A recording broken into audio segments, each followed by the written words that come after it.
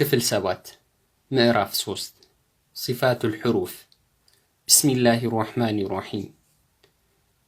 በመኻሪጀል ሑሩፍ ላይ እንደተገለጸው መኻሪጀል ሑሩፍና ሲፋቱል ሑሩፍ ከማንኛውም የተጅዊድ ህግጋቶች ቀድመው ትኩረት መሰጠት ያለባቸው ትምህርት መሆናቸውን አይተናል።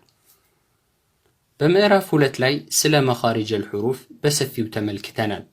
በዚህ ምዕራፍ ደግሞ ስለ ሲፋቱል ሑሩፍ የምንመለከት ይሆናል። ሲፋት ማለት ምን ማለት ነው? ሲፋት ማለት በአረብኛ ቋንቋ አንድ ነገር ላይ የሚገኝን ሁኔታ የሚገልጽ ወይንም የሚያብራራ ትርጉም ያለው ነገር ማለት ነው። ግልጽ እንዲሆንልን ለምሳሌ አህመድን ታውቀዋለህ ብዬ አንድን ሰው ብጠይቅ አህመድ የትኛው በማለት ይጠይቀኛል። ይሄኔ እኔ የምፈልገው አህመድ ከሌሎች አህመዶች የሚለይባቸውን ነገር እገልጻለሁ። ያ ቀዩ፣ ያ አጭሩ እያልኩ ዘረዝራለሁ። እነዚህ የዘረዘርኳቸው ነገሮች ስለ አህመድ ማንነት የሚገልጹ ሲፋዎች ወይንም በአማርኛ መገለጫዎች ይባላሉ። ከዚህ እንደምንረዳው ሲፋ ማለት መገለጫ ማለት ነው። እንደ ተጅዊድ ምሁራኖች ገለጻ ደግሞ አንድ ፊደል ከመውጫው ቦታ በሚገኝ ጊዜ ሊገለጽበት የሚችል የሆነ ልዩ ባህሪ ማለት ነው። ምሳሌ ኢስቲዕላእ፣ ቀልቀላህ፣ ጀህር እና የመሳሰሉት። ሲፋቱል ሑሩፍን ማወቅ ለምን ይጠቅማል? ሲፋቱል ሑሩፍን ማወቅ የሚከተሉትን ዋና ዋና ነጥቦች እንድናውቅ ያግዘናል። አንደኛ፣ ከአንድ ቦታ የሚወጡ ፊደላቶችን ለመለየት። ሁለተኛ፣ የፊደላትን ጥንካሬና ድክመት ለመለየት። ሶስተኛ፣ በመውጫ ቦታ የሚለያዩ ፊደላቶችን በትክክል ለመናገር ያስችለናል። የሲፋቱል ሑሩፍ ብዛት ስንት ነው? የሲፋቱል ሑሩፍ ብዛት በተመለከተ የተጅዊድ ዑለሞች የተለያዩ ቁጥሮችን ያስቀመጡ ሲሆን በዚህ ትምህርታችንም ኢብኑል ጀዘሪ የመረጡትን ባለ 17 ሲፋዎች እናያለን። የፊደላት ባህሪ 17 ሲሆኑ በሁለት ታላላቅ ክፍሎችም ይከፈላሉ። እነሱም አንደኛ ተቃራኒ ያላቸው የፊደላት ባህሪና ሁለተኛው ደግሞ ተቃራኒ የሌላቸው የፊደላት ባህሪ በመባል ይከፈላሉ። አንደኛ ተቃራኒ ያላቸው የፊደላት ባህሪ። ተቃራኒ ያላቸው የፊደላት ባህሪዎች 5 ሲሆኑ ከተቃራኒያቸው ጋር በጠቅላላ 10 ይሆናሉ። እነርሱም አንደኛ አልሐምስ ሲሆን ተቃራኒው ጃህር፣ ሁለተኛ አሽዳህ ሲሆን ተቃራኒው ደግሞ አራኻዋህ፣ በሁለቱም መካከል የሚገኝ ባህሪ ያለ አልበይንያህ ይባላል። ሶስተኛው አልኢስቲዕላእ ሲሆን ተቃራኒው አልኢስቲፋል፣ አራተኛ አልኢጥባቅ ሲሆን ተቃራኒው አልኢንፊታህ፣ አምስተኛው ደግሞ አልኢዝላቅ ሲሆን ተቃራኒው ደግሞ አልኢስማት ይባላሉ። በአላህ እገዛ እነዚህን አንድ በአንድ በዝርዝር ለማየት እንሞክራለን። አንደኛ አልሐምስ። ሐምስ ማለት በአረብኛ ቋንቋ መሸሸግ ማለት ሲሆን በተጅዊድ ምሁራኖች ገለጻ ደግሞ በፊደሉ መውጫ ቦታ ላይ ያለው መደገፍ ደካማ በመሆኑ ምክንያት ፊደሉን በምንናገር ጊዜ የአየር ፍሰት መኖር ወይንም የአየር መለቀቅ መኖር ማለት ነው። ሐምስ ማለት በቀላሉ ስንገልጸው የአየር ፍሰት ማለት ነው። የሐምስ ባህሪ ያላቸው ፊደላቶች 10 ሲሆኑ እነርሱም ፈሐተሁ ሸኽሱን ሰከት በሚሉት ቃላቶች ውስጥ ተካተዋል። ስንዘረዝራቸው ታ፣ ካፍ፣ ሲን፣ ሷድ፣ ኻ፣ ሺን፣ ሃ፣ ታ፣ ሐ እና ፋ ናቸው።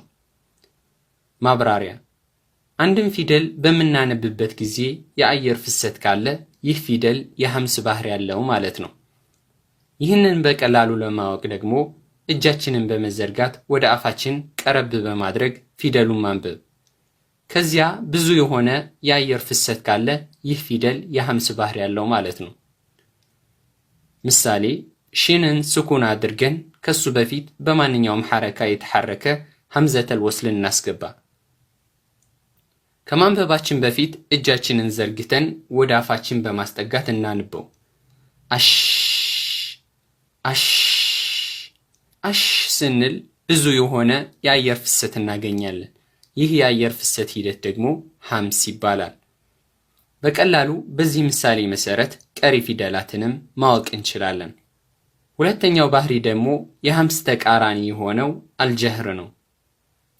ጀህር ማለት በአረብኛ ቋንቋ ግልጽ ማለት ሲሆን በተጅዊድ ምሁራኖች ገለጻ ደግሞ በፊደሉ መውጫ ቦታ ላይ ያለው መደገፍ ብርቱ በመሆኑ ምክንያት ፊደሉን በምንናገርበት ጊዜ አየር ወደ ውጭ አለመውጣት ወይንም የአየር መገታት ማለት ነው። ከአስሩ የሐምስ ባህሪ ካላቸው ፊደላቶች ውጭ ያሉት ፊደላት የጀህር ባህሪ ያላቸው ናቸው። ማብራሪያ፣ አንድም ፊደል በምናነብበት ጊዜ የአየር መገታት ካለ ይህ ፊደል የጀህር ባህሪ አለው ማለት ነው። ይህንን በቀላሉ ለማወቅ እጃችንን በመዘርጋት ወደ አፋችን ቀረብ በማድረግ ፊደሉን ማንበብ። ከዚያ ብዙ የሆነ የአየር ፍሰት ከሌለ ይህ ፊደል የጀህር ባህሪ ያለው ማለት ነው። ምሳሌ ላምን ሱኩን አድርገን ከሱ በፊት በማንኛውም ሐረካ የተሐረከ ሐምዘተል ወስልን እናስገባ። ከማንበባችን በፊት እጃችንን ዘርግተን ወደ አፋችን በማስጠጋት እናንብበው። አል ስንል ብዙ የሆነ የአየር ፍሰት አናገኝም። ይህ የአየር መገታት ሂደት ደግሞ ጀህር ይባላል። ማስታወሻ፣ የጀህርን ፊደላት በምናወጣ ጊዜ የአየር መገታት አለ ስንል ሙሉ በሙሉ የአየር መውጫው ይዘጋል ማለታችን አይደለም። ትንሽ የሆነ የአየር ፍሰትም አንዳንድ ፊደላቶች ላይ ልናገኝ እንችላለን። ከፊደላት ባህሪዎች ሶስተኛ የሆነው አሽዳህ። ሽዳህ ወይንም ሸዲድ ማለት ምን ማለት ነው? ሸዲድ ማለት ቋንቋዊ ትርጓሜው ብርታት ማለት ሲሆን በተጅዊድ ምሁራኖች ገለጻ ደግሞ የፊደሉ መውጫ ቦታ ሙሉ በሙሉ በመዘጋቱ ምክንያት ፊደሉን በምንናገርበት ጊዜ ድምፅ ወደ ውጭ አለመውጣት ወይንም የድምፅ መገታት ማለት ነው። የፊደሉ መውጫ ቦታ መዘጋቱ ሳይሆን በመውጫ ቦታው መዘጋት ምክንያት የድምፁ መገታት ሂደት ሸዲድ ይባላል። ስለዚህ ሽዳ ማለት በቀላሉ የድምፅ መገታት ማለት ነው። የሽዳ ባህሪ ያላቸው ፊደላቶች 8 ሲሆኑ እነርሱም አጂድ፣ ቋጢም፣ በከት በሚሉት ቃላት ውስጥ ተካተዋል። ስንዘረዝራቸው ሐምዝ፣ ጂም፣ ዳል፣ ቋፍ፣ ቋ፣ ባ፣ ካፍና ታ ናቸው። እነዚህ 8 ፊደላቶች መውጫ ቦታቸው ሙሉ በሙሉ የሚዘጋ ሲሆን ይህ የመውጫ ቦታ መዘጋት ደግሞ የድምፅ መገታት አለመውጣትን የሚያስከትል ነው። ማብራሪያ፣ ሽዳንና የሽዳህ ባህሪ ያላቸውን ፊደላቶች በቀላሉ ለማወቅ ከፈለግን ማወቅ የምንፈልገውን ፊደል ስኩን ወይንም ሸድ በማድረግ ከሱ በፊት በማንኛውም ሐረካ የተሐረከች ሐምዘተል ወስልን በማስገባት ማንበብ። በምናነብበት ጊዜ የፊደሉ መውጫ ቦታ ሙሉ በሙሉ የሚዘጋ ከሆነና የድምፅ መገታት ያለበት ከሆነ ይህ ፊደል የሽዳህ ባህሪ ያለው መሆኑንና የድምፅ መገታቱ ሂደት ደግሞ ሽዳህ መሆኑን በቀላሉ ማወቅ እንችላለን። ምሳሌ የሽዳህ ባህሪ ካላቸው ፊደላቶች ውስጥ ጅምን እንውሰድና ስኩን በማድረግ ከሱ በፊት በፈትሐ የተሐረከች ሐምዘተል ወስልን በማስገባት እናንብበው። አጅ አጅ አጅ ስንል ሙሉ በሙሉ መውጫ ቦታው ይዘጋል። አጅ አጅ አጅ። ይህ የቦታው መዘጋት ሂደት ደግሞ ሽዳህ ይባላል። የጅምን መውጫ በምስል ስናየው እንደሚከተለው ይቀርባል። በምስሉ እንደምንመለከተው የምላሳችን መካከለኛው ክፍል ከላይኛው ላንቃችን ጋር በመጣመር ጂም ይወጣል። የምላሳችን መካከለኛው ክፍልና የላይኛው ላንቃ በሚጣመሩ ሰዓት ድምፅ ወደ ውጭ መውጣት አይችልም። እንሞክረው። አጅ አጅ አጅ። ምስሉ ላይ እንደምንመለከተውም ቀስቶቹ ድምፅ ሲሆኑ ወደ ውጭ መውጣት አልቻሉም። ይህ የድምፅ መገታት ሂደት ደግሞ ሽዳህ ይባላል። ጥልቅ ማብራሪያ፣ ሽዳህ ማለት የፊደሉ መውጫ ቦታ በመጣበቡ ወይንም በመዘጋቱ ምክንያት የሚፈጠር የድምፅ መገታት እንደሆነ ለማየት ሞክረናል። የድምፅ መገታት አለ ካልን ደግሞ የግድ ትንፋሻችን አብሮ ይገታል ማለት ነው። ለምሳሌ አጅ ስንል የድምፅና የትንፋሽ መገታት እናገኛለን። ከላይ እንዳየነው አንድ ፊደል ስናነብ የአየር መገታት ካለ ደግሞ ያ ፊደል የጀህር ባህሪ አለው ማለት ነው ብለናል። ሐምስን ስናይ ደግሞ የትንፋሽ መለቀቅ ማለት እንደሆነ ለማብራራት ሞክረናል። በዚህ ማብራሪያ በዋናነት ለመግለጽ የፈለኩት የሽዳህ ፊደላት በሁለት እንደሚከፈሉ ለማብራራት ነው። የሸዲድ ፊደላት የሚባሉት ከላይ ለመግለጽ እንደሞከርነው አጂድ፣ ቀጢም፣ በከት በሚሉት ቃላት ውስጥ የተካተቱት ፊደላቶች ናቸው ብለናል። በዝርዝር ስናያቸው ሐምዛ፣ ጂም፣ ዳል፣ ቃፍ፣ ጣ፣ ባ፣ ካፍ እና ታ ናቸው። ከነዚህ ፊደላት ውስጥ ስድስቱ ማለትም ሐምዛ፣ ጂም፣ ዳል፣ ቃፍ፣ ጣ እና ባ የሸዲድ ፊደላት ከመሆናቸው በተጨማሪ የጀህር ባህሪ ያላቸው ሲሆኑ ሁለቱ ደግሞ ማለትም ካፍና ታ ሸዲድ ሆነው የሐምስ ባህሪ ያላቸው። አንደኛችን ግራ በተጋባ መንፈስ እንዲህ በማለት ሊጠይቅ ይችላል። እሺ ሐምዛ፣ ጂም፣ ዳል፣ ቃፍ፣ ጣ እና ባ እነዚህ ፊደላት የሸዲድና የጀህሪ ባህሪ አላቸው ብንል ሊያስኬድን ይችላል። ምክንያቱም የድምፅ መውጫ በመጣበቡ ምክንያት ድምፅ ሲገታ አብሮ ትንፋሽም ስለሚገታ ነው። እኔ ግራ የገባኝ ነገር ግን ካፍና ታ ስናነብ እንዴት የድምፅ መገታትና የትንፋሽ መለቀቅ በአንድ ላይ ማንበብ እንችላለን? ምክንያቱም ከላይ እንዳሳለፍ ነው ሸዲድ ማለት የድምፅ መገታት ማለት ሲሆን ሐምስ ማለት ደግሞ የትንፋሽ መለቀቅ ነው ብለናል። የኔ ጥያቄም እንዴት እነዚህ ሁለት ተቃራኒ ባህሪዎች በአንድ ፊደል ላይ ሊገኙ ይችላሉ የሚል ነው በማለት ሊጠይቀን ይችላል። ለዚህ ሰው መልሳችን የሚሆነው እንደሚከተለው ነው። እውነት ነው፣ ሸዲድና ሐምስ ተቃራኒ የሆኑ ባህሪዎች ስለሆኑ ሁለቱንም ባህሪ አንድ ፊደል ላይ በአንድ ጊዜ ማስገኘት አንችልም።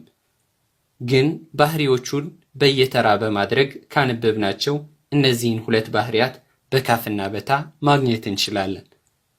በተራ ሲባል በቅድሚያ ሸዲድን ከዚያ ሐምስን በማድረግ ሁሉንም ባህሪ ሳናጓድል ማንበብ ማለት ነው።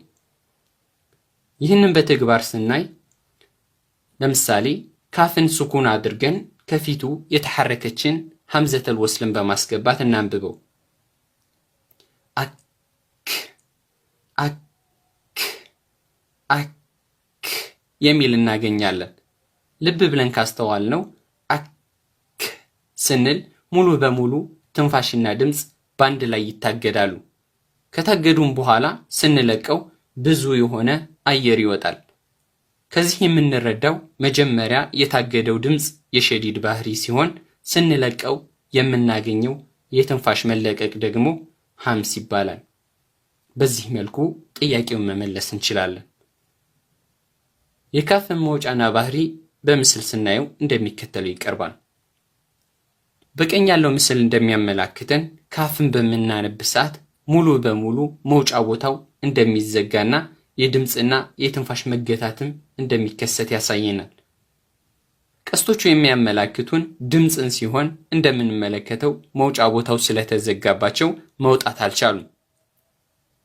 በግራ በኩል ያለው ምስል ደግሞ እንደሚያመላክተን ይህ የተዘጋው ክፍል ሲለቀቅ ትንፋሽ እንዴት እንደሚወጣ ያመላክተናል። አራተኛ የሸዲድ ተቃራኒ ሆነው አረኻዋ።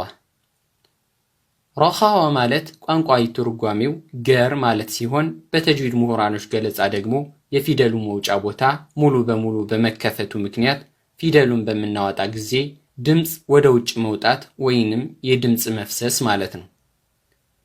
የፊደሉ መውጫ ሙሉ በሙሉ ከተከፈተ ድምፅ ለመውጣት ምንም የሚያግተው ነገር አይኖርም። የፊደሉ መውጫ ቦታ መከፈቱ ሳይሆን በመውጫ ቦታው መከፈት ምክንያት የድምፅ ፍሰት ሂደት ረኻዋ ይባላል። ስለዚህ ረኻዋ ማለት በቀላሉ የድምፅ ፍሰት ማለት ነው። የረኻዋ ፊደል የሚባሉት ከሸዲድ ፊደላቶች ውጭ ያሉት ናቸው። የሸዲድ ፊደላት ያልናቸው ሐምዝ፣ ጂም፣ ዳል፣ ቃፍ፣ ጣ፣ ባ፣ ካፍ እና ታ ናቸው ብለናል። ከነዚህ ፊደላቶች ውጭ ያሉት የረኻዋ ፊደላቶች ናቸው። ማብራሪያ የረኻዋን ፊደል በምናነብበት ጊዜ ሙሉ በሙሉ መውጫ ቦታቸው ክፍት በመሆኑ ምክንያት የድምፅ ፍሰት ይታይባቸዋል። ይህ የድምፅ ፍሰት ሂደት ደግሞ ረኻዋ ይባላል። ምሳሌ ከረኻዋ ፊደሎች ሺንን ስኩን አድርገን ከሷ በፊት በፈትሐ የተሐረከ ሐምዘተል ወስልን እናስገባና እናንብበው። አሽ አሽ አሽ የሚል ይሰጠናል። አሽ ስንል የድምፅ ፍሰት እናገኛለን። ይህ የድምፅ ፍሰት ሂደት ደግሞ ረኻዋህ ይባላል። ሌላኛው ባህሪ በሽዳህና በረኻዋ ባህሪዎች መካከል የሚገኝ አልበይንያህ ነው። በይንያህ ማለት በአረብኛ ቋንቋ መስተካከል ማለት ሲሆን በተጅዊድ ምሁራኖች ገለጻ ደግሞ የፊደሉ መውጫ ሙሉ በሙሉ ባለመዘጋቱና እንዲሁም ሙሉ በሙሉ ባለመከፈቱ ምክንያት በከፊል የድምፅ ፍሰት መኖር ማለት ነው። በይንያህ የተባለበት ምክንያት የተወሰኑ ፊደላቶች መውጫቸው ሙሉ በሙሉ ባለመዘጋቱ ምክንያትና እንዲሁም ሙሉ በሙሉ ባለመከፈቱ ምክንያት ድምፅ በሁለቱ መካከል ማለትም በተወሰነ መልኩ የድምፅ መውጣት እንዲሁም በተወሰነ መልኩ የድምፅ መገታት ስላላቸው በይንያህ የሚል ስያሜ ተሰጥቷቸዋል። የበይንያህ ባህሪ ያላቸው ፊደላቶች 5 ሲሆኑ እነርሱም ሊን ዑመር በሚሉት ቃላቶች ውስጥ ተካተዋል። ስንዘረዝራቸው ላም፣ ኑን፣ አይን፣ ሚምና ራ ናቸው። ማብራሪያ እነዚህ 5 ፊደላት በይንያህ ባህሪ ያላቸው ሲሆን ይህም የሆነበት ምክንያት ሙሉ በሙሉ ድምፅ ስለማይወጣና ሙሉ በሙሉ ድምፅ ስለማይገታ ነው። ምሳሌ ከበይንያህ ፊደላቶች ውስጥ አንዷ የሆነችውን ላምን ሱኩን አድርገን ከሷ በፊት በማንኛውም ሐረካ የተሐረከ ሐምዘተል ወስልን እናስገባና እናንብበው። አል ስንል ምላሳችን ከላይኛው ጥርስ መብቂያ ጋር ስለሚያርፍ ድምፅ ሙሉ በሙሉ እንዳይወጣ ያግደዋል። ድምፃችንም በከፊል በምላስ ቀኝ በኩልና በግራ በኩል ይወጣል። ይህ በከፊል የድምፅ መውጣት ሂደት ደግሞ በይንያህ ይባላል። የላም መውጫ በምስል ስናየው እንደሚከተለው ይቀርባል። በግራ በኩል የምናገኘው ምስል የላም መውጫ የሚያመላክተን ሲሆን እንደምናየው የምላሳችን ጫፍ ከላይኛው የጥርስ መብቂያችን ወይንም ድዳችን ጋር ተጣብቆ እናየዋለን። በዚህም ጊዜ የድምፅ መውጫው በከፊል ስለተዘጋበት ድምፅ በምላስ በቀኝና በግራ በኩል አልፎ ይሄዳል። ቀስቶቹ የሚያመላክቱትም ይህንን ነው። በቀኝ በኩል ያለው ምስል ደግሞ በፊት ለፊት ላምን ስናወጣ እንዴት ትንፋሹ እንደሚወጣ የሚያሳየን ነው። እንደምንመለከተው የምላሳችን ጫፍ ከላይኛው ድዳችን ስላረፈ ድምፅ በፊት ለፊት መውጣት አልቻለም። ስለሆነ ያለው አማራጭ በቀኝና በግራ መውጣት ነው። ቀስቶቹ የሚያመላክቱንም ይህንን ነው። በአላህ ፍቃድ ይቀጥላል።